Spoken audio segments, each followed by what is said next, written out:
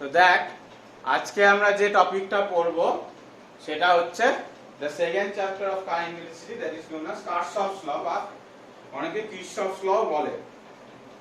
Basically এই ল আমার কি করতে ইউজ করবে দেখ। আরে কেন এই লটা করব এটা একটু বলি। ধরে নে কোনো একটা সার্কিট আছে এরকম দেখতে,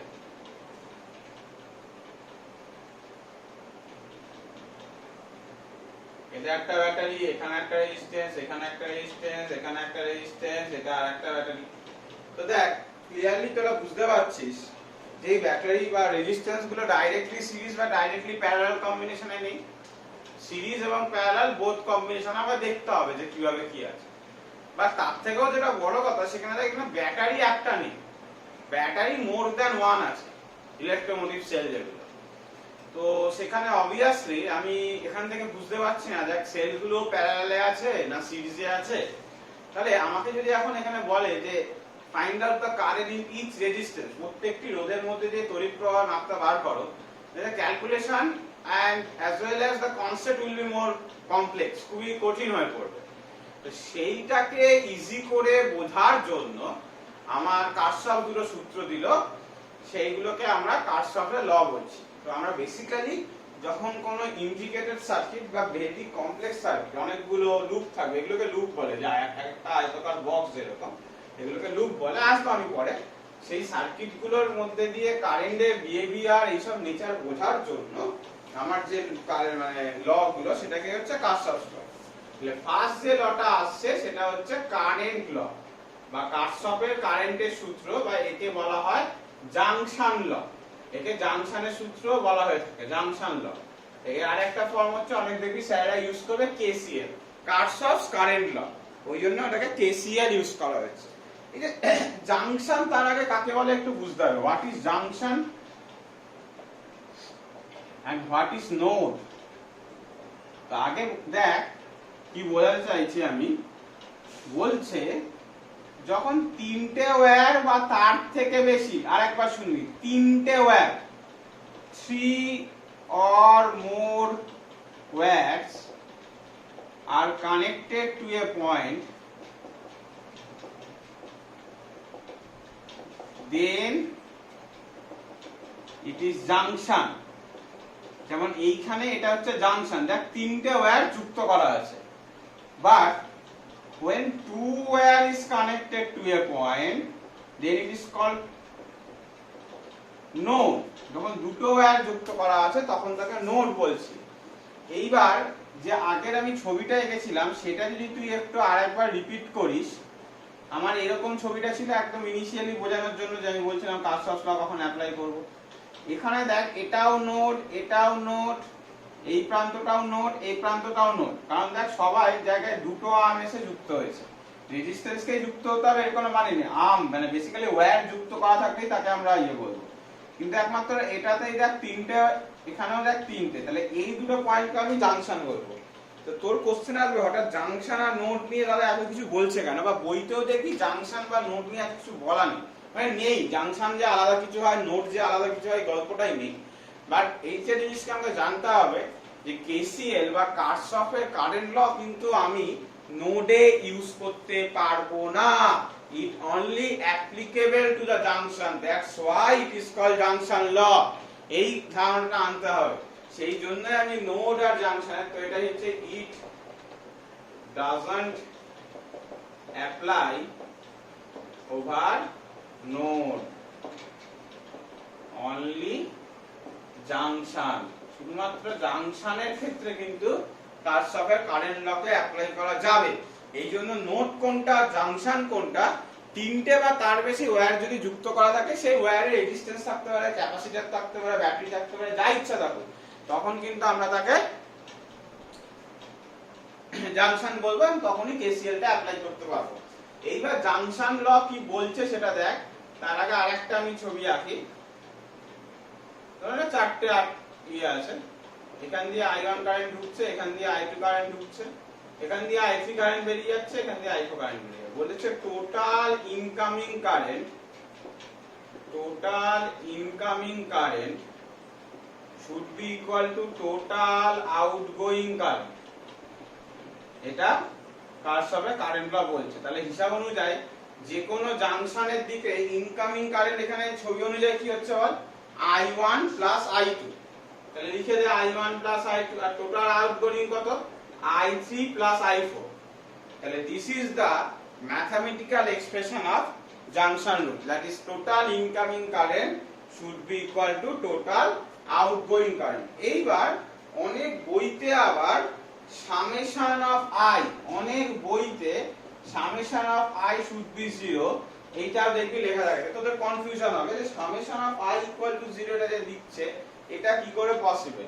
তো আমরা যখন এই summation of I লিখতে চাইছি তখন KCL এর যে স্টেটমেন্টটা তখন সেটা একটু চেঞ্জ হয়ে যাচ্ছে। তাহলে তাতে তোর কোনো অসুবিধা নেই, তুই যদি এই স্টেটমেন্টটাও লিখিস টোটাল নাম্বার মানে ফুল মার্কস পাবি, ওই স্টেটমেন্টটা লিখলেও পাবি। কি বলছে, if we consider incoming current positive, মানে এখানে সাইন চলে আসবে, and outgoing current negative, total incoming current towards a junction is 0। মানে এইটা থেকে দেখ এখানে কি ছিল, I1 plus I2 equal to I3 plus I4। I1 plus I2 কি হচ্ছে বল, ইনকামিং। তাহলে আমি লিখতে পারি plus I1 plus I2 plus I3 plus I4 টা কি হলো, আউটগোয়িং। তাহলে লিখতে পারি minus I3 minus I4 should be equal to 0। তাহলে এখান থেকে আমি লিখতে পাচ্ছি total summation of I equal to 0। যার পরের লাইনে দেখ এটা হতে পারে I1 plus I2 I3 plus I3 আর I4 টাকে ওদিকে নিয়ে গেলে দেখ লেফট হ্যান্ডের ফর্মটা পেয়ে যাবে। তো বেসিক্যালি দুটো স্টেটমেন্ট একই বোঝায় যে total incoming current towards A junction is equal to the total outgoing current from a junction, as well as you can write the total incoming current towards the junction is 0। কারণ outgoing কারেন্টটাকে আমি negative ধরে একই দিকে লিখে সেটাকে আমি 0 বানাতে চাইছি। ক্লিয়ার? তো এটা আমার কোন ক্ষেত্রে ইজিলি অ্যাপ্লাই হবে, মানে ইউজ হতে পারে। ধরে নে এরকম অঙ্কতেই আছে, আমাকে এটা বলে দিয়েছে 5 অ্যাম্পিয়ার, এটা বলে দিয়েছে 2 অ্যাম্পিয়ার, এটা বলে দিয়েছে 1 অ্যাম্পিয়ার, এই সরি এটা বলে দিয়েছে ধরে নে 1 অ্যাম্পিয়ার, আর এখানে বলে দিয়েছে আইটা কত বার করো। ঠিক আছে, মানে 3 ওই আইটা মানে ফোর্থ আর্ম দিয়ে যেটা যাচ্ছে সেটা আমাকে বার করতে বলেছে। তাহলে অবভিয়াসলি তুই কি করতে পারিস, total incoming current should B equal to total outgoing current. এখন টোটাল ইনকামিং কারেন্ট কত বল, 1 প্লাস 5 মানে 6 অ্যাম্পিয়ার, আর টোটাল আউটগোয়িং কত বল 2 প্লাস আই। তাহলে I ইকুয়াল টু 6 মাইনাস 2 করলে কত পেয়ে যাবি বল, 4 অ্যাম্পিয়ার পেয়ে যাবি অবভিয়াসলি। তাহলে দিস উইল গিভ ইউ, আমি এটা খুব ইজি কিন্তু এক্সাম্পল বললাম, অ্যাপ্লাইং KCL অ্যাপ্লাই করে কি করে আমরা অঙ্কগুলো কিন্তু করব, এটা খুব ইজি একটা এক্সাম্পল। ঠিক আছে, তো এরপর যেটা হচ্ছে এই KCL এর ফিজিক্যাল সিগনিফিকেন্সটা কি, মানে এটা কি আমাকে সিগনিফাই করছে বা এটা তাৎপর্য কি, বা এই KCL থেকে আমরা কি ল পেতে পারি। তো এই কোশ্চেনটা খুবই আসে 1 নাম্বার MCQ, যে what is the physical significance of KCL or which law can be derived from KCL। তো লিখতে হবে conservation of charge, conservation of charge বা আধানের সংরক্ষণ সূত্র আমরা KCL থেকে পেতে পারি। তো কি করে পেতে পারি আধানের সংরক্ষণ সূত্র, আমরা কি লিখছিলাম I1 plus I2 equal to I3 plus I4। I1 মানে কি চার্জ বাই সময়, I2 মানেও সিমিলারলি চার্জ বাই সময়। তাহলে প্রত্যেকটাকে যদি আমি চার্জ বাই সময় করি তাহলে সেখান থেকে কি পেয়ে যাব, Q1 plus Q2 equal to Q3 plus Q4। এবার এটা যদি করি এখান থেকে দেখ দুটো ইন্টারফেয়ার বা দুটো জিনিস বেরিয়ে আসছে, কি এই জাংশনটায় যতটা আধান একক সময়, এটার মানেটা কি, একটা জাংশনে একক সময় যতটা আধান আসছে ওই জাংশনে একক সময় ততটা আধান বেরিয়ে যাচ্ছে। আরেকবার বলছি, একক সময় যতটা আধান একসাথে আসছে একক সময়ে আবার ততটা আধান বেরিয়ে যাচ্ছে। তার মানে ওই জাংশন নিজে থেকে কোনো আধানকে কি করছে বল, সঞ্চয় করছে না। তাহলে এখান থেকে দুটো ইন্টারফেয়ার পাওয়া যাচ্ছে, কি 1 নাম্বার নো চার্জ স্টোরড এট জাংশন, সংযোগ বিন্দুতে কোনো আধান সঞ্চিত হয় না। আর একটা কি পাওয়া যাচ্ছে, charge never created or destroyed অ্যাডজাংশন, মানে আমি সংযোগ বিন্দুতে কোনো নতুন করে আধান সৃষ্টি বা আধান আমি ধ্বংস করতে পারবো না, কারণ যতটা আধান আসছে ততটা আধানই বেরিয়ে যাচ্ছে। তাহলে মানে তার থেকে বেশিও বেরোচ্ছে না, তার থেকে যতটা আধান আসছিল তার থেকে বেশিও বেরোচ্ছে না বা তার থেকে কমও বেরোচ্ছে না, একেবারে ইকুয়াল বেরোচ্ছে। তাহলে এই দুটো গল্প আমি বলতে পারি। তাহলে এই দুটো গল্প কি বোঝায়? কনজারভেশন অফ চার্জের সূত্রকে বোঝায়। তাহলে KCL always apply the conservation of charge. এটা কিন্তু সবাই মাথায় রাখবি যে সব সময় আধানের কনজারভেশন বা আধানের সংরক্ষণ সূত্র কিন্তু আমরা KCL থেকে পেতে পারি। এই গেল আমরা কারেন্ট ল এর গল্প। এরপর যে গল্পটা আসছে সেটাকে আমরা বলছি ভোল্টেজ ল। কারশফের ভোল্টেজের সূত্র বা একে লুপ লও বলা হয়ে থাকে এবং এটার শর্ট ফর্ম হচ্ছে KVL। এটা হয়তো ম্যাথমেটিক্যালি দেখি বেশি ইম্পর্টেন্ট, মানে ম্যাথমেটিক্সে আমরা বেশিরভাগ ক্ষেত্রে অঙ্ক যেগুলো করব কারেন্টের থেকে বেশিরভাগ ক্ষেত্রে আমরা কিন্তু KVL অ্যাপ্লাই করব এবং সেটা কিন্তু আমাদেরকে মানে বেশি ইম্পর্টেন্ট এই লটা rather than KCL। KCL ও করব বাট KCL থেকে KVL টা বেশি করব, তাই। আচ্ছা, আমি বারবার বলছি প্রত্যেকটা বইতে KVL অ্যাপ্লাই করার জন্য একটা সাইন কনভেনশনের ব্যাপার আছে। প্রত্যেকটা বইতে এক এক রকম ভাবে আছে, তোরা করতে পারিস, তাতে কিন্তু গুলিয়ে যাবে। সেই জন্য আমি বলবো আমি যে রুলটা বলছি শুধুমাত্র সেই রুলটা মনে রাখ, তাহলেই চলবে। আমি চারটে পরপর স্টেপ বলে দেবো, যা রুল বলবো কোনো জয়েন্টের বই বা অন্য কোনো স্যার বা অন্য কোনো ভিডিও দেখে বা অন্য কোনো সে কিন্তু উল্টো বলবেই বলবে, কারণ KVL এর পারসিপশন এক একজন স্যারের কাছে এক এক রকম, মানে এক এক ভাবে তারা অ্যাপ্লাই করে থাকে অঙ্ক সলভ করার জন্য, কিন্তু তাদের উত্তর সেমই বেরোবে, সেটা নিয়ে কোনো প্রবলেম নেই। তাদের এক্সাম হলেও কিন্তু কোনো রকম ভাবে তোর নাম্বার কাটবে না, বাট যে কোনো একটা রুল ফলো করা উচিত। KVL ফলো করার জন্য 3-4টে রুল হতে পারে, মানে সাইন কনভেনশন হতে পারে, তো দরকার নেই, যে কোনো একটা ফলো করবি। প্রথমে আছে লুপ কাকে বলে। লুপ আমি প্রথমেই বললাম যে ওই আয়তক্ষেত্রাকার বক্স টাইপের, মানে ভালো করে বললে ক্লোজ লুপ। ভোল্টেজ ল কখন অ্যাপ্লাই হবে? only applicable to closed loop। লুপটা যখন ক্লোজড আছে, what is meant by closed loop? ধরে নে একটা ব্যাটারি আছে, একটা রেজিস্ট্যান্স আছে, এখানে ধরে নে আরেকটা ব্যাটারি আছে, এই যে এটা যদি পুরো ক্লোজ, মানে একটা কারেন্ট যদি আমি দেখি যে একটা কারেন্ট ঘুরছে পুরো, মানে এখানে কোনো ডিসকন্টিনিউটি নেই, যদি এখানে একটা ডিসকন্টিনিউটি এরকম থাকতো, এখানে কিছু নেই, তাহলে কিন্তু এটা ওপেন লুপ হয়ে যেত, তখন কিন্তু KVL অ্যাপ্লাই করা পসিবল হতো না। তাহলে KVL অলওয়েজ অ্যাপ্লাই করতে হবে আমাকে ক্লোজড লুপে, যেখানে যাতে কারেন্ট একটা সার্কুলেট করতে পারে। এবার KVL এর যে গল্পটা সেটা বোঝানোর জন্য একটা সার্কিট ডায়াগ্রাম আঁকলে আই থিংক সুবিধা হবে। সেটা কি বলছে দেখ,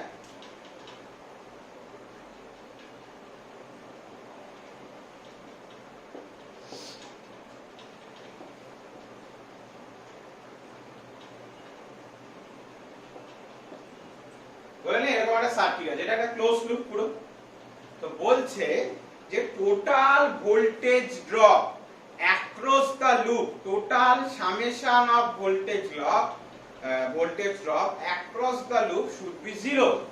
স্টেটমেন্টটা কি বলছে? Total voltage drop around the loop is 0। মানে বলছে summation of voltage equal to 0 in the whole circuit.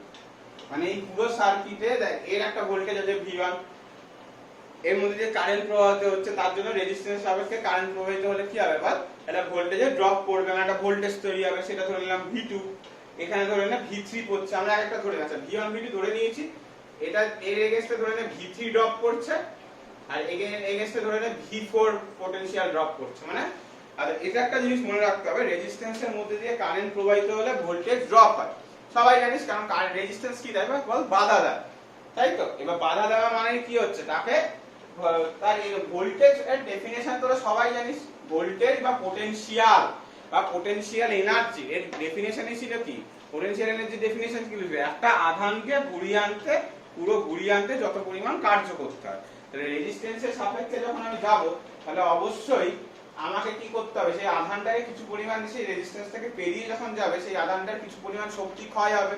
শক্তি ক্ষয় মানে কি হলো, পোটেনশিয়াল কমে যাওয়া। তো এটা যদি হয় তো বলছে V1 V2, মানে বেসিক্যালি এখানে বলছে যে এখানে চারটে যে ভোল্টেজ পেলাম, আমি এখন সাইন কনভেনশন লিখিনি বলে প্লাস মাইনাস এগুলো দিয়ে লিখছি, ঠিক আছে? কোনটা প্লাস হবে কোনটা মাইনাস হবে আমরা দেখব পরে। V3 plus minus V4 should be equal to 0, মানে এটা বলছে যে টোটাল একটা সার্কিটে যতগুলো সার্কিট এলিমেন্ট থাকুক না কেন, এখানে যদি ক্যাপাসিটর থাকতো তার ক্ষেত্রেও ট্রু হতো, ক্যাপাসিটর রেজিস্ট্যান্স প্রত্যেকটার রেসপেক্টে যে ভোল্টেজ পড়বে এবং অ্যাজ ওয়েল অ্যাজ যে ব্যাটারি তার রেসপেক্টে যে ভোল্টেজ পড়বে, total voltage drop should be সবকটাকে যোগ করলে শুড বি ইকুয়াল টু 0, ঠিক আছে? এইবার এর একটা সাইন কনভেনশন আছে যেটা বললাম, সেটা আমরা একটু পরে আসছি, কিন্তু এরপর এখান থেকে যেটা আসছি যেটা হচ্ছে এই লটা কি লকে বোঝায়, এই লটা কনজারভেশন অফ এনার্জি কে বোঝায়, এই লটা কনজারভেশন অফ এনার্জি বা শক্তির সংরক্ষণ সূত্রকে বোঝায়। আগের কেসিএলটা কি ছিল? আধানের সংরক্ষণ সূত্র, এটা হচ্ছে শক্তির সংরক্ষণ সূত্র। কিভাবে? ভালো করে দেখ, একটা চার্জ ধরে নে, একটাই চার্জ ধর, একক পজিটিভ আধান ধর, সেই ধরে নে এই লুপে ঘুরছে, তাহলে ব্যাটারির মধ্যে দিয়ে যখন যাবে তার কি হবে বল? শক্তি বৃদ্ধি হবে। ব্যাটারির মধ্যে দিয়ে যাবে তখন কি হবে? তার শক্তি বৃদ্ধি হবে বা এনার্জি বৃদ্ধি পাবে। কিন্তু আবার রেজিস্ট্যান্সের মধ্যে দিয়ে যখন যাবে তখন আবার কি হবে? এনার্জি হ্রাস পাবে। তাহলে এই যে এনার্জি বৃদ্ধি কোথাও হচ্ছে আবার কোথাও এনার্জি হ্রাস পাচ্ছে, এই যে তখন এনার্জি হ্রাস পাচ্ছে, তাহলে টোটাল হয়ে যাচ্ছে কি? কিছু জায়গায় বৃদ্ধি পাচ্ছে কিছু জায়গায় হ্রাস পাচ্ছে, তাহলে টোটাল হচ্ছে 0 পাচ্ছে। যার বাইরে থেকে আমি এক্সটার্নাল কিছু কাজ কিন্তু এই সার্কিটে করছি না, আমার W এক্সটার্নাল হচ্ছে 0, আমি বাইরে থেকে কোনো পরিমাণ কিছু পরিমাণ কাজ করছি না, ক্লিয়ার? তাহলে বাইরে থেকে যদি আমি কোনো রকম কাজ না করি তাহলে কি হয়েছে? কোনো রকম যদি ফোর্স অ্যাপ্লাই না করি তাহলে কি বল? এনার্জি শুড বি কনস্ট্যান্ট, বা কোনো রকম ওয়ার্ক ডান যদি আমার বাইরে থেকে না হয়, এই ব্যাটারি যেটা আছে, এই ব্যাটারি যেটা আছে, বা এখানে রেজিস্ট্যান্সের রেসপেক্টে ভোল্টেজ ড্রপ করছে, সবটা সার্কিটের নিজস্ব ব্যাপার বা ইন্টারনাল থিং। বাইরে থেকে আমি কোনোভাবে এক্সট্রা কিছু, ধর আমি যদি আজকে ব্যাটারিটাকে এরকম করতাম, ব্যাটারি ভোল্টেজ আমি প্রতি সেকেন্ডে চেঞ্জ করছি, যে একবার 5 ভোল্ট তারপরে 10 ভোল্ট তারপরে 20 ভোল্ট, তাহলে কিন্তু হতো না, তাহলে কিন্তু কেভিএল অ্যাপ্লাই করা পসিবল হতো না, মানে তখন আমি বাইরে থেকে একজন আছে, বাইরে থেকে একটা এফেক্ট ফেলছি। কিন্তু বা এরকমও যদি করতাম, এই ব্যাটারির সাপেক্ষে এখানে আরেকটা ব্যাটারি আছে আর এখানে একটা চাবি দিয়ে দিয়েছি, ঠিক আছে? চাবি অফ অন বারবার করছি পিরিয়ডিক্যালি, মানে একবার অফ করছি একবার অন করছি না, বারবার অফ অন করছি, তাহলে আমি বাইরে থেকে একটা এফেক্ট ফেলছি, তখনও কিন্তু কনজারভেশন অফ এনার্জি মেনে চলতো না। কিন্তু এখানে দেখ, যেহেতু সার্কিটের ইনার পার্ট সব কিছু, ইনার সার্কিট এলিমেন্ট, ব্যাটারি বল, রেজিস্ট্যান্স বল, এক্সটার্নাল ওয়ার্ক ডান 0, যার জন্য কিন্তু আমার পুরো সার্কিটে এনার্জি কিন্তু কনস্ট্যান্ট থাকবে, সেই জন্য কেভিএল কে কিন্তু কনজারভেশন অফ এনার্জিও বলা হয়ে থাকে। এইবার হচ্ছে আমরা কি করব, এই কেভিএল কি করে অ্যাপ্লাই করা যায় এবং কেভিএল এর সাইন কনভেনশনটা কি সেটা দেখতে হবে। দেখ,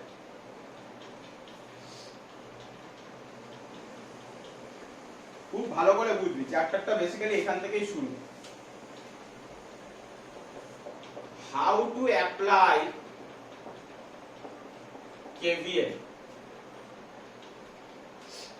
তার আগে আমি একটা সার্কিট আঁকি, কেভিএল ও লিখতে পারি অথবা কেসিএল, যে কোনো একটা, মানে কারশফের ল গুলো আমরা কিভাবে অ্যাপ্লাই করতে পারি।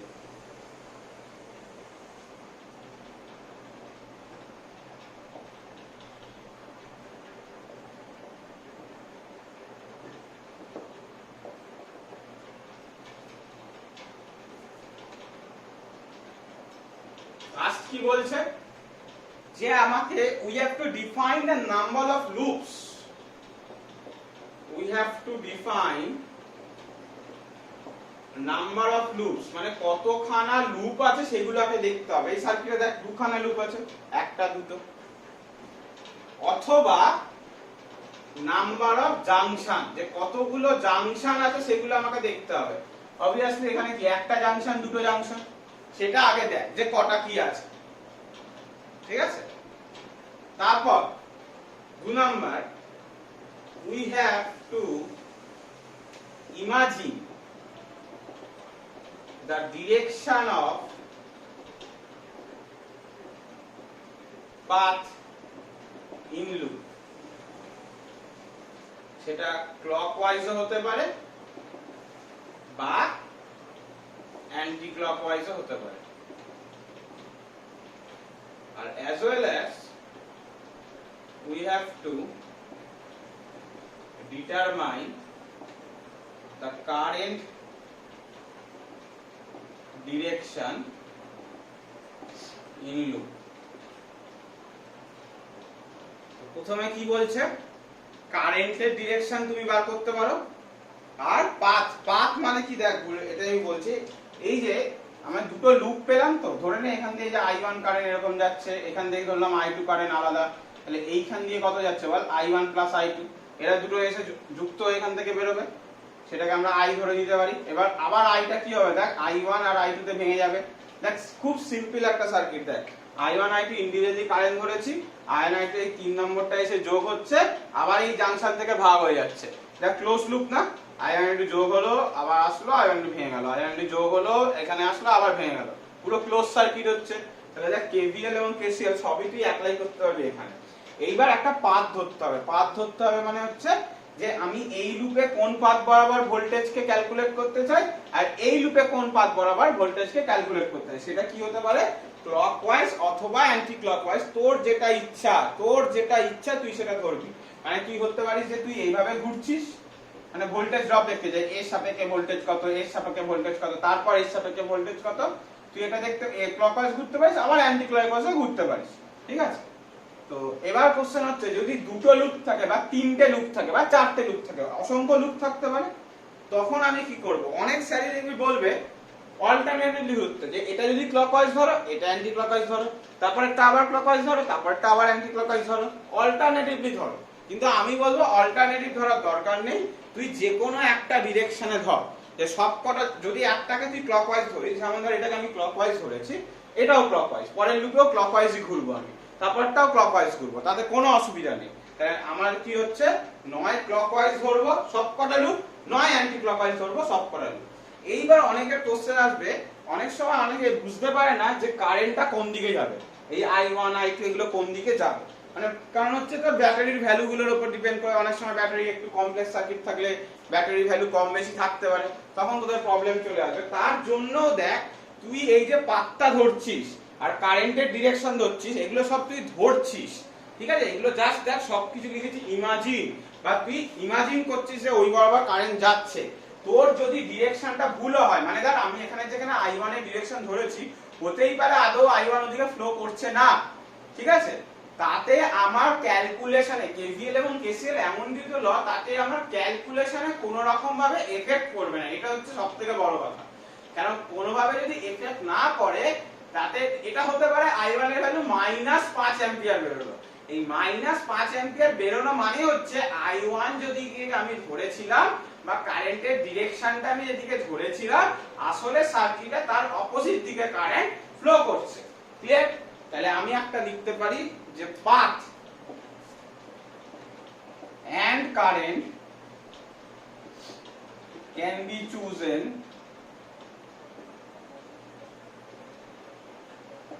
in any manner if result is negative, then direction টা will be opposite, আর কিচ্ছু না, ম্যাগনিটিউড চেঞ্জ হবে না, ঠিক আছে। আমি যে কোনো ডিরেকশনে কারেন্ট এবং লুপ পাথটাকে ধরতে পারি, বাট যদি আমার উত্তরে I1 I2 বা যা যা বার করতে দিয়েছে সেগুলো যদি নেগেটিভ বেরোয়, তার মানে আমাকে ধরতে হবে যে আমি যেদিকে ধরেছিলাম কারেন্টটা আসলে সেদিকে প্রবাহিত হচ্ছে না, কিন্তু একই মানের কারেন্টটা অপোজিট দিকে প্রবাহিত হচ্ছে, ক্লিয়ার। এটা একটা অঙ্ক না করলে তোরা বুঝবি না। আচ্ছা, এরপর হচ্ছে, এটা গেল চারটে ল, তারপর 5 নাম্বারটা বেসিক্যালি হচ্ছে সাইন কনভেনশন। দেখ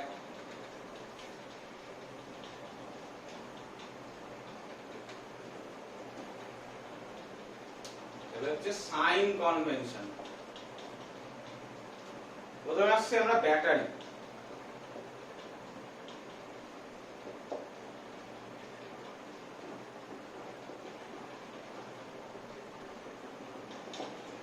বলছে কোন একটা ব্যাটারির মধ্যে দিয়ে হতেই পারে কারেন্ট এভাবে যাচ্ছে, নেগেটিভ থেকে পজিটিভের দিকে আসছে, অসুবিধা নেই, কিন্তু আমি পাথটা ফলো করছি উল্টো দিকে, দেখ ক্লিয়ার। পাথ মানে আমি আমার ক্ষেত্রে এখানে দুটো জিনিস ধরতে, I1 আগে ধরে দিচ্ছিস তুই, আর তারপর পাথ ধরেছিস। পাথটা ধরেছিস তুই উল্টো দিকে, তাহলে বেসিক্যালি তুই ব্যাটারি কোন দিক থেকে কোন দিকে যাচ্ছিস, পজিটিভ থেকে নেগেটিভ, তার মানে এর রেসপেক্টে পটেনশিয়ালটা হবে নেগেটিভ সাইন দিয়ে, এর রেসপেক্টে যে ভোল্টেজ ড্রপটা হবে সেটা হবে নেগেটিভ সাইন। আর যদি এরকমই হতো, আর তোর পাথটা হতো এরকম, তাহলে এর ক্ষেত্রে ভোল্টেজ হবে পজিটিভ। তুই এইটুকুনি মনে রাখবি, নেগেটিভ থেকে পজিটিভ যাওয়া, আমি কোন পাথ বরাবর যাচ্ছি সেটা ইম্পর্টেন্ট। নেগেটিভ থেকে পজিটিভ যাওয়া, আমি কোন পাথ বরাবর যাচ্ছি, আমি বারবার বলছি এই সাইন কনভেনশনে ডটেড লাইনটা ইম্পর্টেন্ট। কারেন্ট কোন দিকে যাচ্ছে সেটা আমার জেনে লাভ নেই, কারেন্ট কোন দিকে যাচ্ছে সেটা আমার জেনে লাভ নেই, পাথ কোন বরাবর আমি কনসিডার করছি সেটা জেনে আমার লাভ। ব্যাটারির ক্ষেত্রে আমি দুটো রুল একবারে লিখে দিতে পারি। আমি যদি ব্যাটারির নেগেটিভ টার্মিনাল থেকে পজিটিভ টার্মিনালের দিকে যাই, তাহলে ফর ব্যাটারির জন্য আমি যদি নেগেটিভ টার্মিনাল থেকে পজিটিভ টার্মিনালের জন্য যাই, তাহলে আমার পটেনশিয়াল বাড়লো না কমলো? অবশ্যই বাড়লো। নেগেটিভ থেকে পজিটিভ যাওয়া মানে কি, পটেনশিয়াল বৃদ্ধি হওয়া। সেই জন্য এর রেসপেক্টে ভোল্টেজ ড্রপটাকে আমি প্লাস সাইন দিয়ে লিখবো। কিন্তু আমি যদি নেগেটিভ টার্মিনালের দিকে আসি ফ্রম পজিটিভ টার্মিনাল, আমি যদি ব্যাটারির পজিটিভ টার্মিনাল থেকে নেগেটিভের দিকে যাই, তাহলে আমি হচ্ছে কি হাই পটেনশিয়াল থেকে লো পটেনশিয়ালের দিকে গেলাম, হাই পটেনশিয়াল থেকে লো পটেনশিয়ালের দিকে গেলাম, তাহলে পটেনশিয়াল আমার কি হবে, নেগেটিভ হবে। এই ব্যাটারির সাপেক্ষে সাইন কনভেনশনটা খুব ইজি, আমি যে পাথ বরাবর যাব সেই পাথ বরাবর ঘুরবো।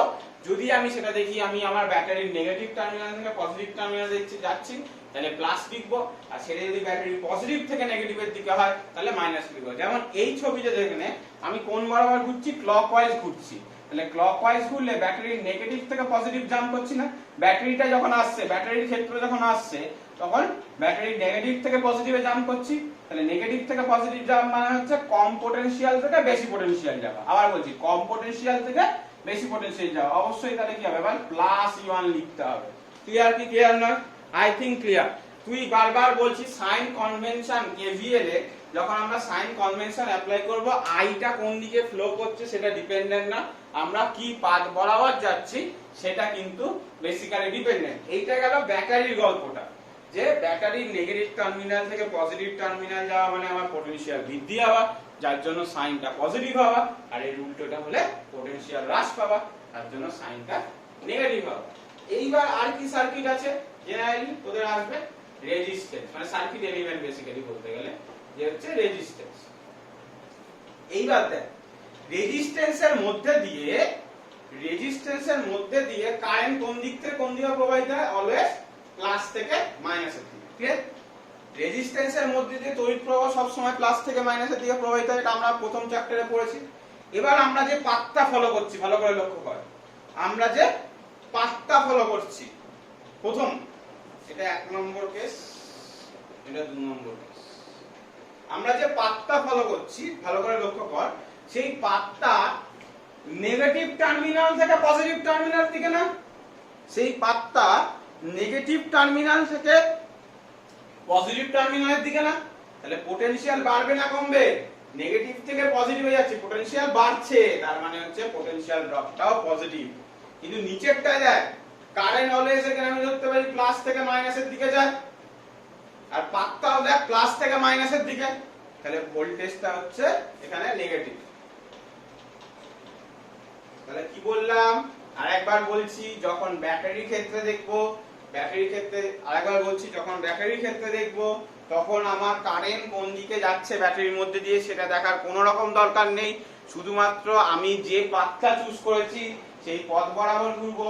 সেই পথ বরাবর ঘুরলে আমরা যদি ব্যাটারির নেগেটিভ টার্মিনাল বা ঋণাত্মক প্রান্ত থেকে ধনাত্মক প্রান্তের দিকে যাই, ফ্রম নেগেটিভ টার্মিনাল যদি আমরা পজিটিভ টার্মিনালের দিকে যাই, তাহলে পটেনশিয়াল প্লাস হবে, মানে ওর ইএমএফটা প্লাস লিখবো, আর যদি উল্টোটা হয় মাইনাস হবে। কিন্তু রেজিস্ট্যান্সের জন্য কিন্তু অনেক কিছু আমাকে দেখতে হবে। রেজিস্ট্যান্সের জন্য আমি কি দেখতে হবে, ফার্স্টে রেজিস্ট্যান্সের জন্য আমাকে দেখতে হবে যে পাথ আর কারেন্টের ডিরেকশন একই দিকে না উল্টো দিকে। যদি পাথ আর কারেন্টের ডিরেকশন একই দিকে হয়, এর ক্ষেত্রে এত কিছু মনে রাখার থেকে শর্টকাট, যদি পাথ আর কারেন্টের ডিরেকশন সেম দিকে হয়, সেম হয়। এটা শুধুমাত্র রেজিস্ট্যান্সের জন্যই বলছি কিন্তু, তাহলে রেজিস্ট্যান্সের পোটেনশিয়াল নেগেটিভ হবে। আর যদি পাথ আর কারেন্টের ডিরেকশন অপোজিট দিকে হয় তাহলে পোটেনশিয়াল পজিটিভ হবে। এটা মনে রাখতে পারিস তুই এইভাবে, এত কমপ্লেক্স না মনে রেখে। যে রেজিস্ট্যান্সে তাহলে আরেকবার বলছি, ব্যাটারির মধ্যে দিয়ে যাওয়ার সময় কারেন্টের ডিরেকশন দেখার দরকার নেই, শুধু আমার পাথ দেখবো কোন পাথে যাচ্ছি, নেগেটিভ টার্মিনাল না পজিটিভ টার্মিনাল, ব্যাস গল্প শেষ। আর রেজিস্ট্যান্সের মধ্যে দিয়ে যাওয়ার সময় কিন্তু আমাকে পাথ অ্যাজ ওয়েল অ্যাজ ওই রেজিস্ট্যান্সের মধ্যে দিয়ে যে কারেন্টটা আমি ধরেছি সেই কারেন্টটা কোন দিকে ফ্লো করছে সেটা আমার দেখতে হবে। যদি সেম দিকে হয় তাহলে নেগেটিভ, যদি অপোজিট দিকে হয় তাহলে পজিটিভ। বা একটা বেসিক এই সব কিছু মানে এত কিছু নিয়ম না মনে রেখে শুধু একটা নিয়ম মনে রাখা যায়। কি নিয়ম সেটা? সেটা কি রুল? শর্টকাট রুল, যেটা যখনই আমি নেগেটিভ থেকে পজিটিভে যাব আমার পোটেনশিয়ালটা প্লাস হবে, যখন আমি পজিটিভ থেকে নেগেটিভে যাব তখন আমার পোটেনশিয়ালটা মাইনাস হবে। দেখে নে, মাইনাস থেকে প্লাসে যাচ্ছি পোটেনশিয়াল বাড়ছে, প্লাস হচ্ছে। প্লাস থেকে মাইনাসে যাচ্ছি, পাথটা দেখবি শুধু, মাইনাস হচ্ছে। ব্যাটারির ক্ষেত্রেও দেখ, ব্যাটারির নেগেটিভ টার্মিনাল থেকে পজিটিভ টার্মিনালে যাচ্ছি, প্লাস হচ্ছে। ব্যাটারির পজিটিভ টার্মিনাল থেকে নেগেটিভে যাব, মাইনাস হবে। তাহলে অত কিছু না মনে রেখো, এই লোটা কিন্তু তুই মনে রাখতে পারবি যে মাইনাস থেকে প্লাসে গেলে আমি বাড়লাম তাই প্লাস, আর প্লাস থেকে মাইনাসে গেলে মানে আমি কমলাম তাই মাইনাস। ক্লিয়ার সবার সাইন কনভেনশনটা? এইবার দেখ সেটা আমরা কি করে এখানে অ্যাপ্লাই করব।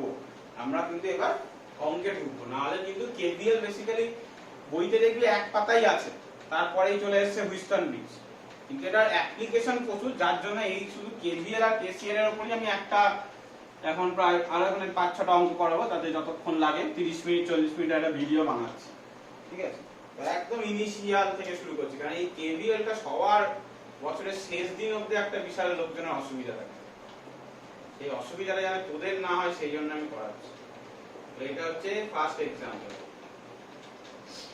তো অঙ্ক তোকে দুভাবে দিতে পারে, এরকম একটা ইজিলি সার্কিট দিয়ে দিল, বললো find current through each resistance using Kirchhoff's law, এটা কিন্তু দিতে পারে। Find current using Kirchhoff's law. তুই একটা লুপ দিয়ে শুরু করছি, তারপর আস্তে আস্তে আমরা ইনক্রিজ করব। তাহলে প্রথমে দেখ কি হতে পারে। অবভিয়াসলি একটাই আছে, তাহলে এখান দিয়ে আমি ধরে নিলাম আচ্ছা এটা 20 ভোল্ট, না এখান দিয়ে একটা কারেন্ট ফ্লো হচ্ছে, কোনো ব্রাঞ্চিং কোনো জাংশন নেই যে ভাঙবে কারেন্ট। জাংশন থাকলে কারেন্ট ভাঙতো, বা নোড থাকলেও ভাঙতে পারে, বাট এখানে নেই। আর আমি পাতটা কোন বরাবর ধরছি? আমি পাতটাও ধরছি এই বরাবর। ক্লিয়ার? ক্লকওয়াইজ। তুই অ্যান্টি ক্লকওয়াইজে ধরতে পারিস, কোনো অসুবিধা নেই। এইবার আমার গল্প কি, ফার্স্ট ল কি, ফার্স্টে কি বলছি, পাথ বরাবর লুপে ঘুরবো, পাথ বরাবর লুপে ঘুরবো। ভালো কথা, পাথ বরাবর লুপে ঘুরতে গিয়ে শুরু করবো কোথা দিয়ে? ব্যাটারি দিয়ে শুরু করি। ব্যাটারির নেগেটিভ থেকে পজিটিভে যাচ্ছি, ব্যাটারির নেগেটিভ থেকে পজিটিভে যাচ্ছি, পোটেনশিয়াল বাড়লো না কমলো? বাড়লো, তাহলে +20। ক্লিয়ার? এইবার রেজিস্ট্যান্স আসছে এরপরে। রেজিস্ট্যান্সে যখন আমি ঘুরছি তার ডিরেকশন আর ওই রেজিস্ট্যান্সের মধ্যে দিয়ে যাওয়া কারেন্টের ডিরেকশন সেম, বা আমি এখানে রেজিস্ট্যান্সের প্লাস মাইনাস, এখানে প্লাস মাইনাস লিখতে পারি, কারণ কারেন্ট তো এভাবে যাচ্ছে, অলওয়েজ প্লাস থেকে মাইনাস, কারেন্ট প্লাস থেকে মাইনাসে যাবে। এবার পাথটা আমি দেখি, আমি লাস্ট রুল যেটা বললাম এখানে লিখেছিলাম যে এত কিছু ব্যাটারির জন্য আলাদা নিয়ম, রেজিস্ট্যান্সের জন্য এত নিয়ম না রাখে, শুধুমাত্র দুটো নিয়ম। যখন প্লাস থেকে মাইনাসে যাব পোটেনশিয়াল কমলো তাই মাইনাস, যখন মাইনাস থেকে প্লাসে যাব পোটেনশিয়াল বাড়লো তাই প্লাস। এই সিম্পল নিয়ম রেখে পাথ বরাবর ডটেড লাইন বরাবর ঘুরছি, ঘুরে ঘুরে রেজিস্ট্যান্সে পৌঁছলাম। রেজিস্ট্যান্স সাপেক্ষে প্লাস থেকে মাইনাসে যাচ্ছি, প্লাস থেকে মাইনাসে যাচ্ছি মানে কমছে, তাহলে -i/10। সিমিলারলি 5 এর ক্ষেত্রেও প্লাস থেকে মাইনাসে যাচ্ছি মানে কমছে, -i/5। একটাই কারেন্ট আছে, should be equal to 0 total voltage drop.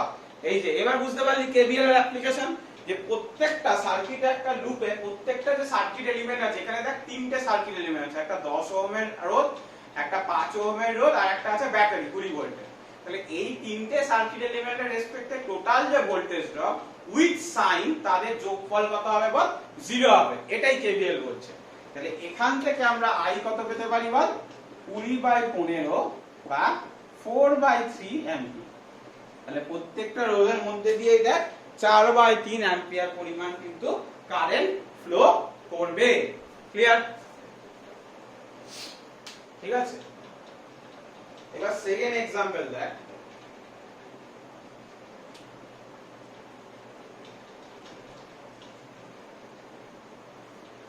আমি একটা করে লুপ বাড়াবো।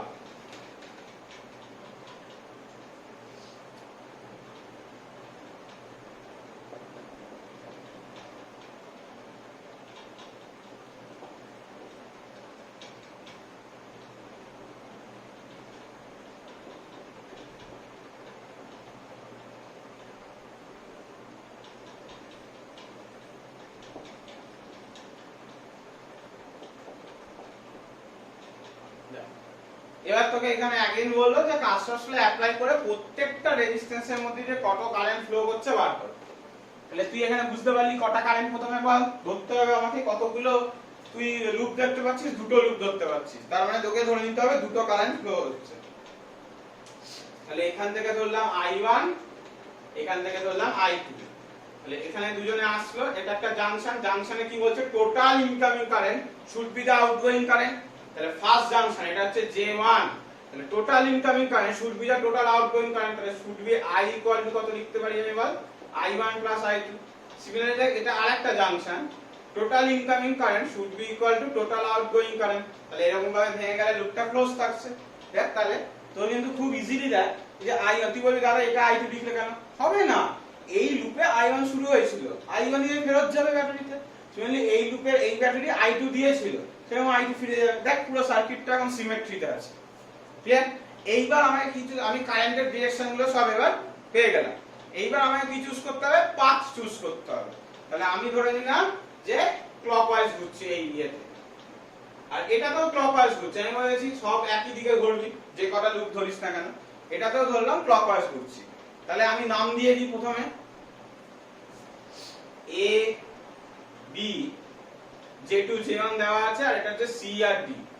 ঠিক আছে, তাহলে আমাদের দুটো লুপ, একটা হচ্ছে A J1 J2B এভাবে ঘুরছি, দেখ A J1 J2B এভাবে একটা লুপে ঘুরছি, আর একটাতে J1 C D J2 D J1 C D J2 J1 এইভাবে ঘুরছি। ঠিক আছে, তাহলে প্রথম লুপটা কত A J1 J2 B A, এই হচ্ছে আমার ফার্স্ট লুপ। পাথ আর কারেন্ট দেব, পাথ এবার প্রথমে পাথে ঘুরছি, কোথা দিয়ে শুরু করব, ব্যাটারি দিয়ে। তাহলে ব্যাটারির নেগেটিভ থেকে পজিটিভ, ব্যাটারির নেগেটিভ থেকে পজিটিভ, পটেনশিয়াল বাড়ছে না কমছে, বাড়ছে, তাহলে প্লাস। আচ্ছা, এবার রেজিস্ট্যান্সের সাপেক্ষে আমি প্লাস মাইনাস সাইন গুলো দিয়ে দিই, অবশ্যই এটা প্লাস হবে এদিকটা, কারণ কারেন্ট অবশ্যই অলওয়েজ প্লাস থেকে মাইনাসের দিকে যায়। তাহলে কারেন্টের ডিরেকশন আমি প্লাস মাইনাস পরপর বসিয়ে দিতে পারি।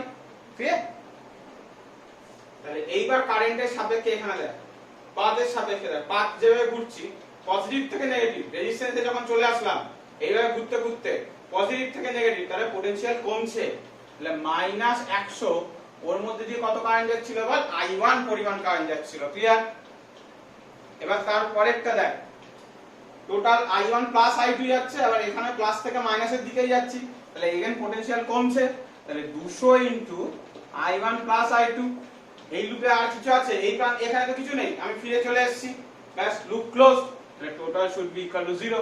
তাহলে এখান থেকে যদি আমি একটা ইকুয়েশন কাউন্ট করি, -300 I1 -200 I2 ইকুয়াল টু -10, তার মানে যদি আমি কেটে দিই সেটা হচ্ছে 30 I1 plus 20 I2 equal to 1। এটাকে আমি 1 নাম্বার ইকুয়েশন লিখে দিলাম। ক্লিয়ার?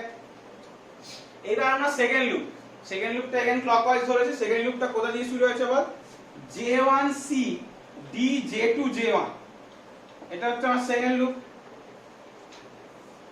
লুপে কোথা দিয়ে শুরু করব, ব্যাটারি দিয়ে শুরু করেছি, পজিটিভ থেকে নেগেটিভ নামছি, পজিটিভ বারবার বলছি, দেখ পজিটিভ থেকে নেগেটিভ পটেনশিয়াল কমছে, তাহলে -30। ক্লিয়ার? তারপর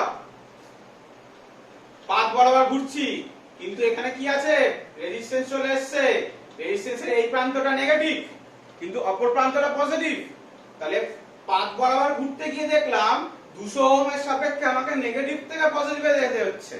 পাথ বরাবর ঘুরতে গিয়ে দেখলাম 200 ওহমের সাপেক্ষে আমাকে নেগেটিভ থেকে পজিটিভে যেতে হচ্ছে, তাহলে নেগেটিভ থেকে পজিটিভ যেতে গেলে কি হবে বল?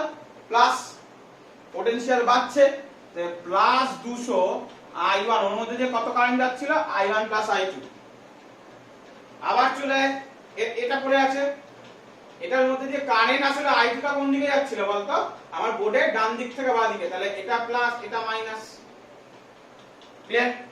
তাহলে পাথ বরাবর এবার যেতে গেলে আবার মাইনাস থেকে প্লাসে যাচ্ছি, মানে পোটেনশিয়াল বাড়ছে, তাহলে plus 150 I2 equal to 0। Loop close হয়ে গেল, এখানে ফিরে আসলাম। সবাই বুঝতে পারছিস তো? দুটো জিনিসকে কিন্তু কনসিডার করতে হবে। এক, ব্যাটারির জন্য আমাকে শুধু পাথ, কোন পাথে যাচ্ছি, আর রেজিস্ট্যান্সের সময় কারেন্টের ডিরেকশনটা কোন দিকে আর পাথের ডিরেকশনটা কোন দিকে, মানে কারেন্ট ওই রেজিস্ট্যান্সের মধ্যে দিয়ে কোন দিকে যাচ্ছে আর আসলে তুই কোন দিকে ঘুরছিস। এইটা যখন সেই দুটো একই দিকে হবে তখন রেজিস্ট্যান্সের সাপেক্ষে নেগেটিভ দেবে, আর সেই দুটো যখন অপোজিট দিকে হবে তখন রেজিস্ট্যান্সের সাপেক্ষে ভোল্টেজ ড্রপ কিন্তু পজিটিভ দেবে। আচ্ছা, এই যে 200 ইনটু I1 প্লাস I2 লিখলাম বা আগেও লিখছিলাম, ওগুলো কিন্তু V ইকুয়াল টু I1, একটা রেজিস্ট্যান্সের সাপেক্ষে কত ভোল্টেজ পড়ে সেটা কিন্তু ওহমের সূত্র অনুযায়ী। ক্লিয়ার? তো সবাই আই থিংক বুঝতে পারছিস যে কিভাবে হলো। আর একবার বাড়িতে নিজে নিজে প্র্যাকটিস করবি, নাহলে কিন্তু এগুলো হবে না। তাহলে এখান থেকে কত ইকুয়েশন পাচ্ছি দেখ, 200 I1 plus 350 I2 should be equal to 30, তার মানে হচ্ছে 20 I1 plus 35 I2 equal to 3. This will be my second equation. Now তুই 1 আর 2 নম্বর ইকুয়েশনকে ইজিলি সলভ করতে পারিস। ঠিক আছে? তুই যদি ইজিলি সলভ করিস সেখান থেকে I1 আর I2 তুই ইন্ডিভিজুয়ালি পেয়ে যাবি। ঠিক আছে? কিছুই না, এটাকে 20 দিয়ে গুণ কর, এটাকে 20 দিয়ে গুণ কর, তাহলে 1 কে কি করছি বল? 20 দিয়ে গুণ করছি, মাইনাস 2 নম্বরকে কি করছি? 30 দিয়ে গুণ করছি। তাহলে 20 দিয়ে গুণ করলে কত হবে বল? 20 দিয়ে না, 2 দিয়ে গুণ কর, এটাকে 20 দিয়ে, এটাকে 3 দিয়ে গুণ কর। তাহলে 1 নম্বরকে 2 দিয়ে গুণ করলে কত? 60 I1 plus 40 I2 equal to 2। আর এটা কত হচ্ছে বল? 60 I1 প্লাস 3 দিয়ে গুণ করি, 3 5 15, 3 3 9, 105 I2 ইকুয়াল টু 3 3 9। তাহলে মাইনাস করলে কি আসছে? এদিকে -7 ইকুয়াল টু আসছে -65 I2, then you can write I2 equal to 7/65 ampere. তাহলে I2 এর ভ্যালু তুই পেয়ে গেলি কত? 7/65। ক্যালকুলেটরে করবি, এগুলো তো পয়েন্টে উত্তর আসবে অবভিয়াসলি। আচ্ছা, সিমিলারলি তুই যদি I1 বার করিস, যে কোনো একটাতে I2 এর ভ্যালু বসিয়ে দে, এখানে I2 এর ভ্যালু বসিয়ে দে। ঠিক আছে? সেখান থেকে I1 এর ভ্যালু তুই পেয়ে যাবি। এবার I1 I2 ইন্ডিভিজুয়ালি পেয়ে গেলে সেই দুটোকে কি করবি বল? যোগ করে দিবি, যোগ করে টোটাল I পেয়ে যাবি। টোটাল I পেয়ে গেলে তাহলে তো তিনটে রোধের মধ্যে দিয়ে কত পরিমাণ করে কারেন্ট প্রবাহিত হচ্ছে তুই পেয়ে গেলি। I1 টা হচ্ছে 100 ওহমের মধ্যে দিয়ে যাচ্ছে, I2 টা হচ্ছে 150 ওহমের মধ্যে দিয়ে যাচ্ছে, আর টোটাল I যেটা হচ্ছে I1 প্লাস I2 দুটোর যোগফল সেটা 200 ওহমের মধ্যে দিয়ে যাচ্ছে। এই অঙ্কটা এইচএসে আসবে, তুই যদি টেস্ট পেপার থাকিস দেখবি দুটো লুপের অঙ্ক প্রত্যেকটা পেজেই আছে। এরপরে আমি যা করাবো যেগুলো সব এক্সট্রা, মানে একটু কঠিন করানোর জন্য করানো, বাট আর কিন্তু বেশি অঙ্ক মানে এখান থেকে আসবে না। এটাই কিন্তু বেশি, মানে এরকম দুটো লুপের অঙ্কই কিন্তু ম্যাক্সিমাম আসবে। তো সেটা তোরা একটু মানে ভালো করে দেখ। এখানে যদি কোনো প্রবলেম থাকে আমাকে অবশ্যই মেসেজ করবি যে দাদা এখানে এটা কি প্রবলেম, মানে যদি বুঝতে না পারি। বেসিক্যালি সাইন কনভেনশনটা বুঝতে পেরে গেলে তোদের আর কিন্তু ক্লিয়ার হবে না, মানে অসুবিধা হবে না। যে একটা পাথ ধরছি আর একটা কারেন্ট ধরছি, ব্যাস, একটা পাথ আর একটা কারেন্ট। ব্যাটারি রাখার সময় কারেন্টের কোনো গল্প নেই, যে পাথে যাব সেইখানে গল্প। যদি নেগেটিভ থেকে পজিটিভ হয় পোটেনশিয়াল বাড়ছে প্লাস, যদি পজিটিভ থেকে নেগেটিভ হয় মাইনাস। আর যদি রেজিস্ট্যান্সের সাপেক্ষে হয় তখন কারেন্ট এবং পাথ দুটোরই গল্প আসছে। যদি কারেন্ট আর পাথ একই দিকে হয় নেগেটিভ, যদি কারেন্ট আর পাথ অপোজিট দিকে হয় পজিটিভ, ব্যাস এই তো হচ্ছে গল্প। ঠিক আছে? এবার হচ্ছে থার্ড এক্সাম্পল।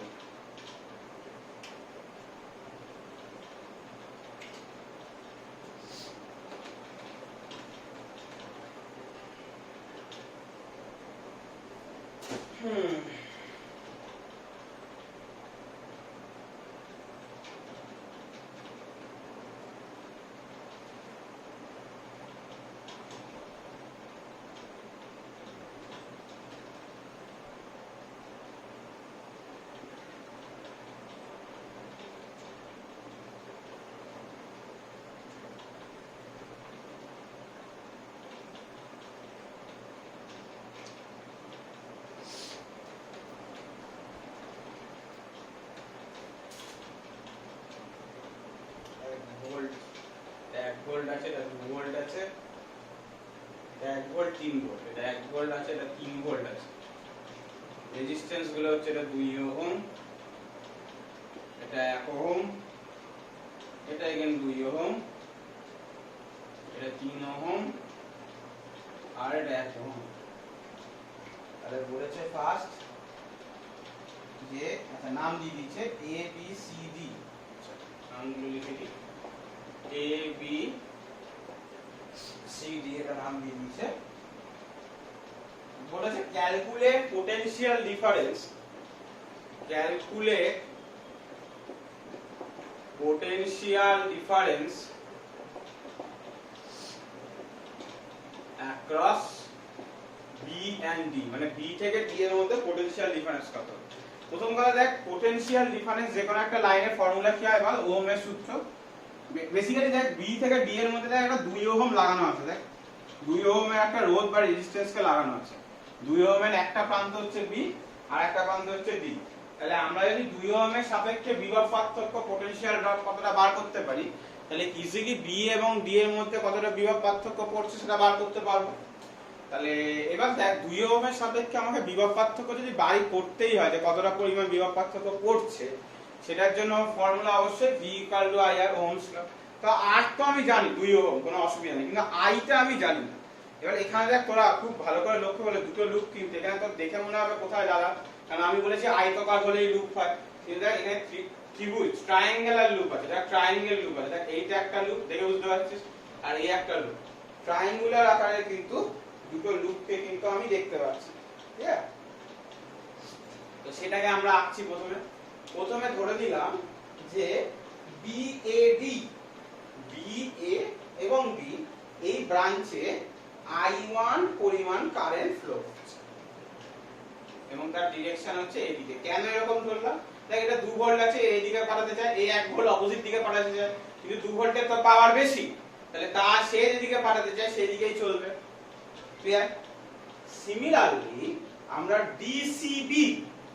DCB পথে ধরে দিলাম I2 কারেন্ট ফ্লো করছে এবং সেটা এইদিকে। কেন এদিকে? এগেন দেখ এখানে একটা 3 ভোল্ট আছে যে বোর্ডের বাঁ দিক থেকে ডান দিকে পাঠাতে চায়, একটা 1 ভোল্ট আছে যে বোর্ডের ডান দিক থেকে বাঁ দিকে পাঠাতে চায়, অপোজিট দিকে দুজনে কারেন্ট পাঠাতে চায়, কিন্তু 3 ভোল্টের মানটা বেশি অবভিয়াসলি, তাহলে 3 ভোল্টের জন্য বেসিক্যালি কারেন্টের যেটা ডিরেকশন হবে সেটাকে আমরা ধরে নিতে পারি যে এটা হচ্ছে টোটাল ডিরেকশন।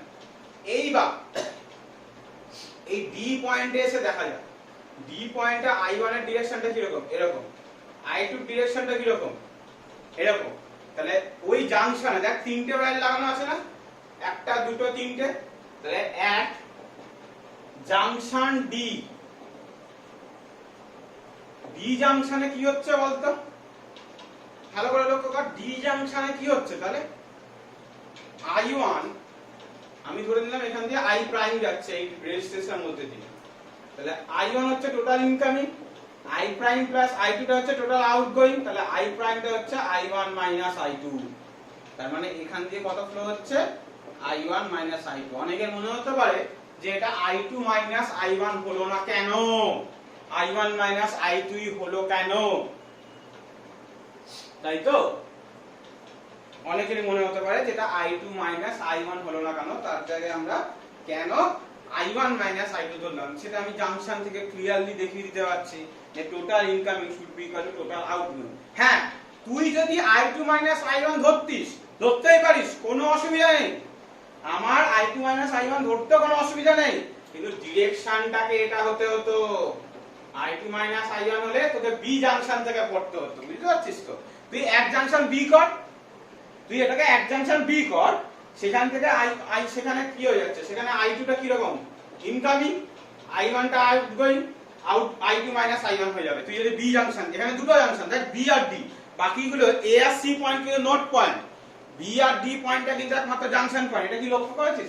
এ আর সি হচ্ছে নোট পয়েন্ট, আমি কিন্তু কেসিএল অ্যাপ্লাই করতে পারবো না, বি আর ডি হচ্ছে নোট জাংশন পয়েন্ট। তাহলে তুই যদি বি তে জাংশন পয়েন্ট কনসিডার করতিস তাহলে I2 I1 পেতিস এইখানে, এবং তার ডিরেকশনটা এটা হতো।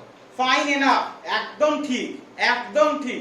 আমি কি বলেছি, যে কোনো একটা কনসিডার করলেই হবে, কিন্তু আমি ডি পয়েন্টটা করেছি যার জন্য I1 I2 এসেছে। কোনো কেউ যদি বি কে জাংশন করে I2 I1 করিস তার কোনো ভুল নেই, বারবার এটা বলছি, কেউ কিন্তু আমি যেরকম করছি সেটাকে মুখস্থ করবি না কেন, এই অঙ্কগুলো মুখস্থ করে কোনো লাভ নেই, এই অঙ্ক কোনোভাবেই মুখস্থ করে লাভ নেই, কারণ এক একটা ছবিতে এক এক রকম ভাবে জিনিস ফ্লো করে। তাহলে আমি কিন্তু বি জাংশনে অ্যাপ্লাই করলে করতে পারতাম, কোনো অসুবিধা আমার থাকা উচিত ছিল না। এইবার আমার দুটো লুপ, ঠিক আছে? তো প্রথম লুপটা ধরছি বি এ বি বি, মানে কোন বরাবর ঘুরছে, এখানে একটু বেশি বেশি বড় করে লিখেছি, এই এরকম ঘুরছে। ডটেড লাইনটা হচ্ছে আমার পাথ। কোথা দিয়ে শুরু করব? তুই ব্যাটারি দিয়ে শুরু করে নে, যে কোনো একটা ব্যাটারি দিয়ে শুরু কর। এটা থেকে ব্যাটারিতে কারেন্ট দেখার দরকার নেই, শুধু আমি টার্মিনাল দেখবো, নেগেটিভ থেকে পজিটিভ বাড়ছে না কমছে টার্মিনাল, না টার্মিনাল পোটেনশিয়াল বাড়লো না কমলো, বাড়লো, +2। পজিটিভ থেকে নেগেটিভ টার্মিনাল পোটেনশিয়াল, পজিটিভ প্রান্ত থেকে নেগেটিভ টার্মিনাল পোটেনশিয়াল কমলো, -1। রেজিস্ট্যান্সে কারেন্টের ডিরেকশন পাথের ডিরেকশন একই দিকে, কারেন্টের ডিরেকশন এবং পাথের ডিরেকশন একই দিকে, তাহলে কি হবে? নেগেটিভ 1 ইনটু ওর মধ্যে দিয়ে কত পরিমাণ কারেন্ট যাচ্ছে? I1 পরিমাণ কারেন্ট যাচ্ছে। এবার 2 তে চলে আসি, এখানেও পাথের ডিরেকশন আর কারেন্টের ডিরেকশন দেখ সেম দিকে, তাহলে পোটেনশিয়াল নেগেটিভ 2 ইনটু এর মধ্যে দিয়ে কারেন্ট কত ধরেছি? I1 I2। এখন আমার শেষ হয়নি কিন্তু, কারণ 2 ওহমটা পড়ে আছে, ওই বি এর পরে যে 2 ওহমটা পুরো ক্লোজড। ব্যাটারি থেকে শুরু করেছি, ব্যাটারিতে গিয়ে শেষ হবে, ব্যাটারিতে গিয়ে শুরু করেছি, ব্যাটারিতে গিয়ে শেষ হবে, তাহলেই তো লুপটা ক্লোজড হলো।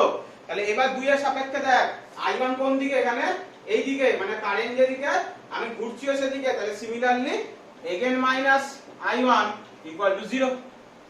This will be the first loop equation।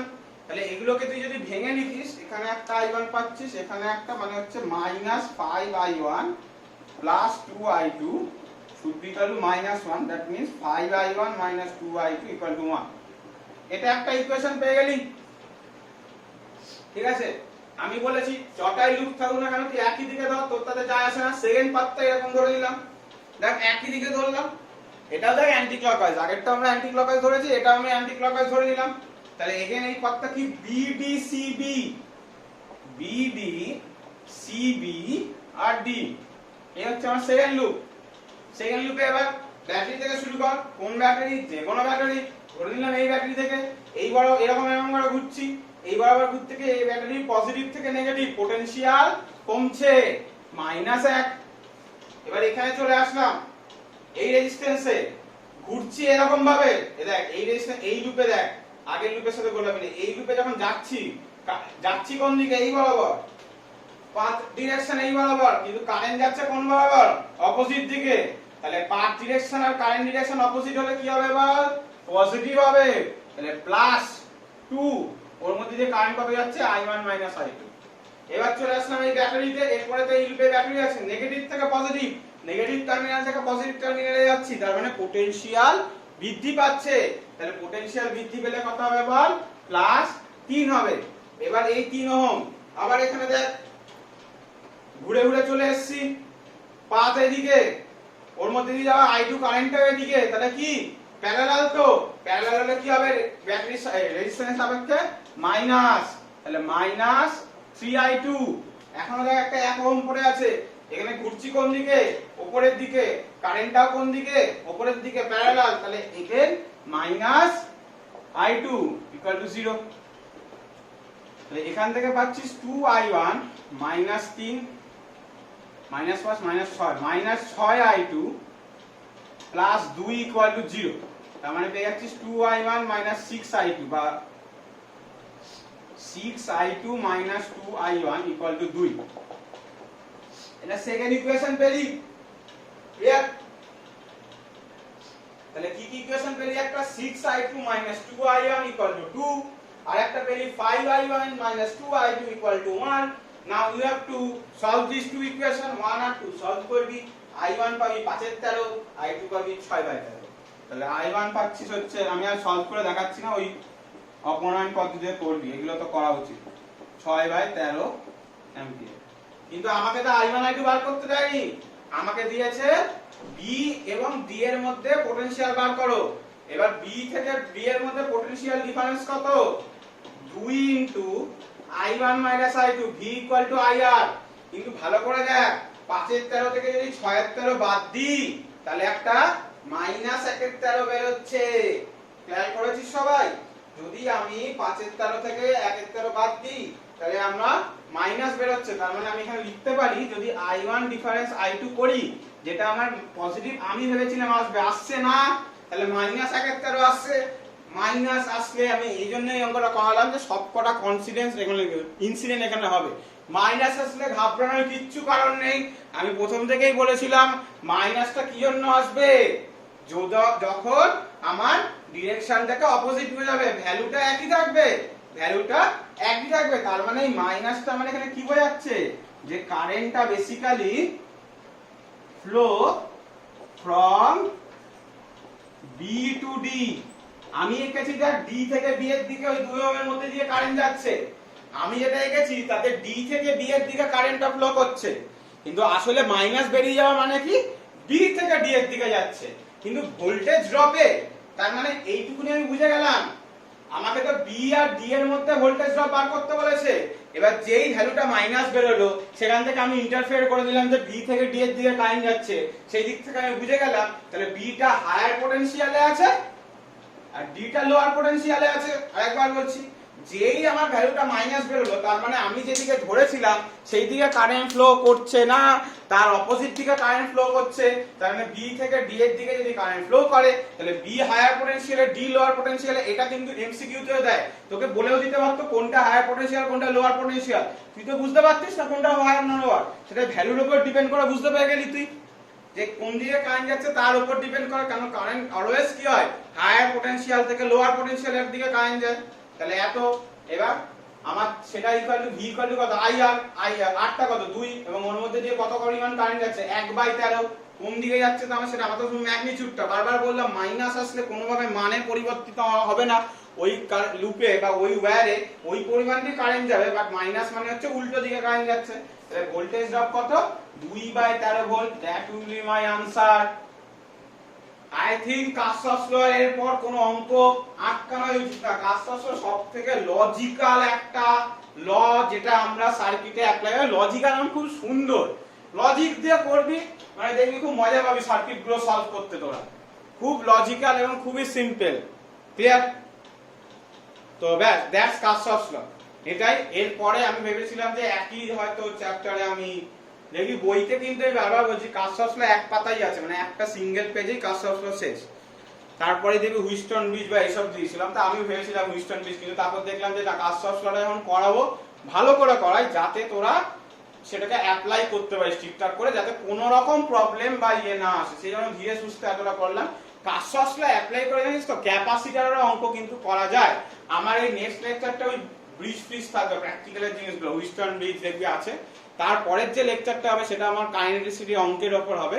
সেই কাইনেটিসিটি অঙ্কের পর মানে সাথেই দেখবি লাস্ট পোরশনে আমি একটা 10 মিনিটের চ্যাপ্টার দেবো, মানে পড়াবো, সেইখানে কিন্তু আমি কার্শফস ল ইন ক্যাপাসিটর, মানে ক্যাপাসিটরও কিন্তু দেখ এই কম্বিনেশন ছিল না, রেজিস্ট্যান্স গুলো তুলে দিয়ে ক্যাপাসিটর বসিয়ে দিই, তাহলে সেখান থেকেও কিন্তু কার্শফস ল অ্যাপ্লাই করা যায়। কার্শফস ল তো ভোল্টেজের ব্যাপার, সেখানে রেজিস্ট্যান্সকে থাকতেই হবে এর কোনো ব্যাপার নেই, কারণ যে কোনো সার্কিট এলিমেন্টেই ভোল্টেজ ড্রপ পড়ে। যাই হোক, যখন করাবো দেখতে হবে। তো কার্শফস ল এতটাই।